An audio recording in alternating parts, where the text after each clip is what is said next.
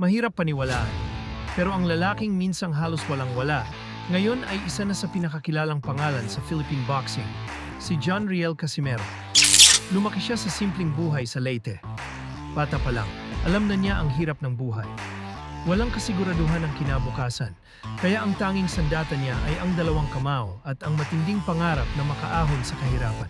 Habang ang iba ay naglalaro lang sa kalsada, si Casimero ay araw-araw na nagsasanay. Bawat suntok, bawat pawis, at bawat sakripisyo ay may iisang layunin, ang baguhin ang buhay ng kanyang pamilya. Hindi naging madali ang kanyang paglalakbay. Nakaranas siya ng pagkatalo, kritisismo, at maraming pagsubok.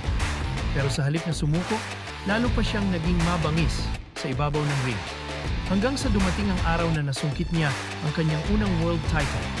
Hindi siya tumigil doon. Isa-isang tinalo ang mga malalaking pangalan hanggang sa maging 3-division world champion.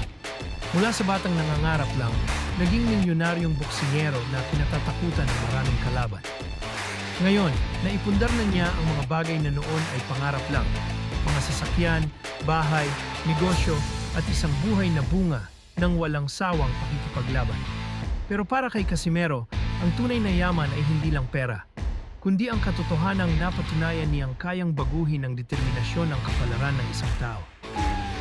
Bakit hanggang kaibigan lang ang tuloy mo sa akin?